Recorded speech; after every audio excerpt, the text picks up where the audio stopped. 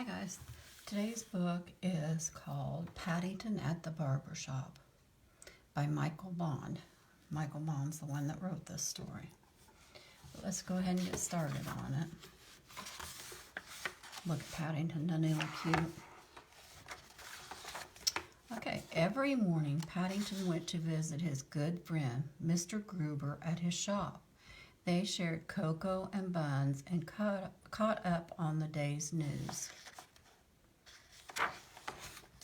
One day, Mr. Gruber showed Paddington a vase a piece had broken off. See, there's the vase.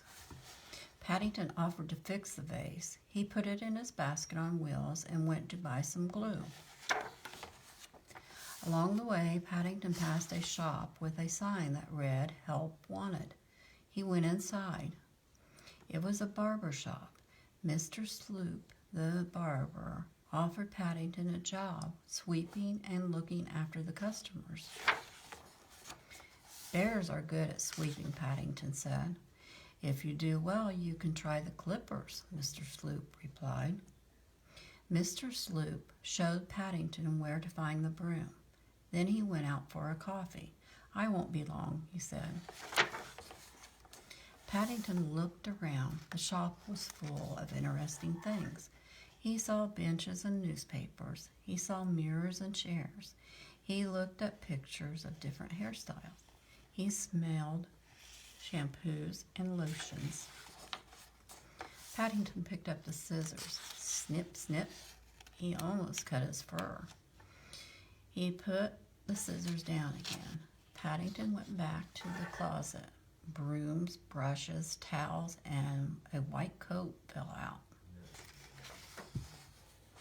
As Paddington untangled the items, a bell rang. A customer came into the shop. He asked for a trim.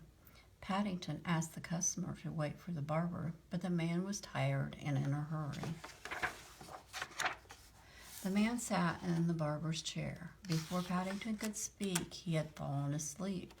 Paddington didn't know what to do, but he knew he had to keep the customer happy. Paddington draped a cloth around the man's shoulders.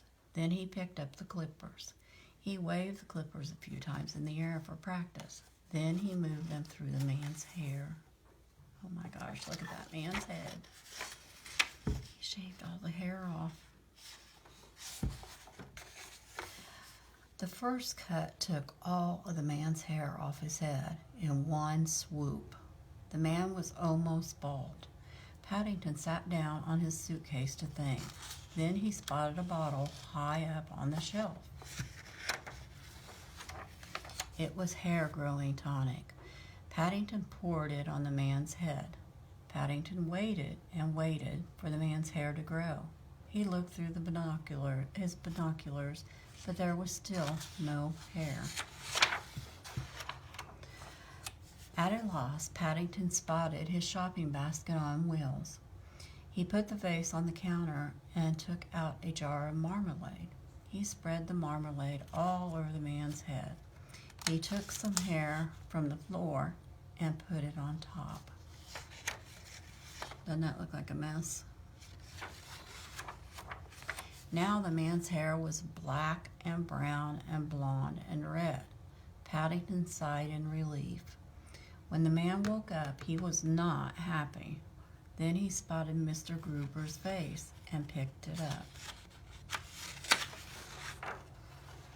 "That's Mr. Gruber's," Paddington cried. The man was eager to see more pieces just like the vase. Paddington led the man to Mr. Gruber's shop. He bought many things there. Mr. Gruber and Paddington shared a late-day cocoa to celebrate. "A very good day's work," Mr. Gruber said, and Paddington had to agree. I don't think I'll go to Paddington for my next haircut, do you? Well, that's the end of this story, and I will be back soon with another one. Thank you.